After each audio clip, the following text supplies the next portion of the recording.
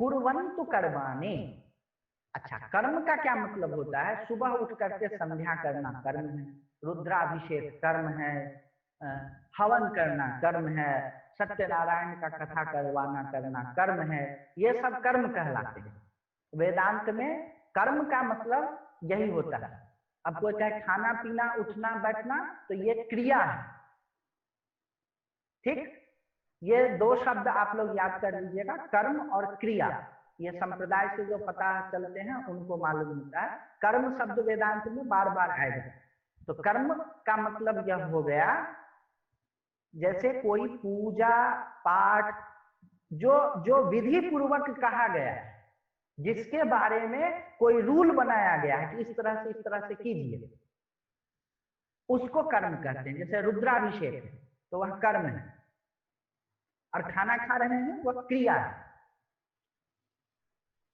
तो कर्म का क्या कहा है यहाँ पर? गंगा स्नान कर्म है, परिक्रमा करना कर्म है, कहीं पर जाकर के तीर्थ यात्रा करना ये कर्म है। ठीक, अब कर्म और क्रिया में मैं अंतर इसीलिए कर रहा हूँ, ये संप्रदाय में प्रसिद्ध है ये चीज, आपको मैं बता दे रहा हूँ। कर्म को चित्त शुद्धि का साधन माना गया है। चित्त शुद्धि का क्या मतलब होता है? चित्त मतलब होता है आपका मन, और शुद्धि का मतलब होता है उसको साफ करना। तो मन को साफ करने में मन में क्या क्या दोष है? आलस्य है, क्रोध है, लोभ है,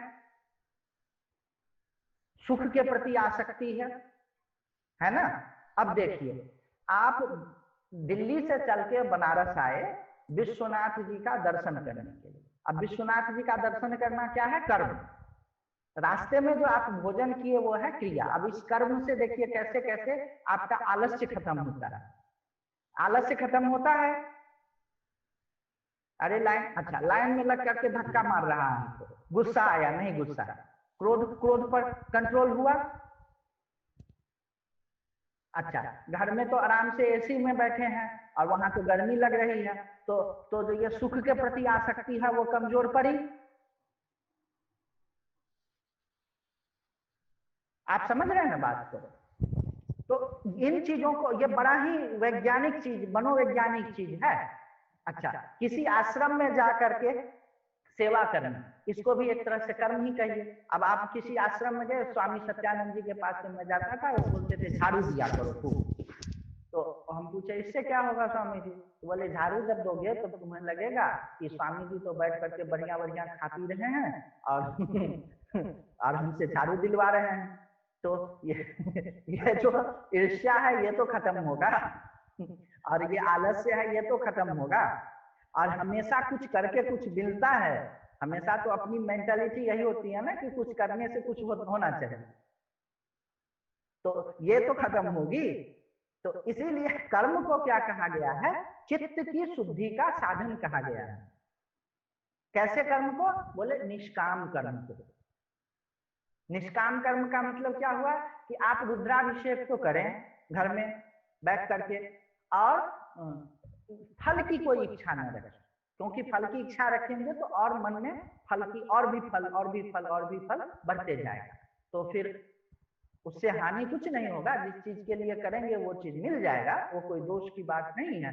इधर उधर दुनियादारी के मांगने की अपेक्षा तो ईश्वर से मांगना चाहिए, ये कोई बुरी बात नहीं है। लेकिन अगर आप निष्काम भाव से करेंगे तो एक साइकोलॉजिकल प्रोसेस शुरू हो जाता है कर्म से। अब आपको समझाया अभी कि कर्म से एक क्लीनिंग की साइकोलॉजिकल प्रोसेस शुरू हो जाती है, और वो चित्त की शुद्धि का साधन होता है।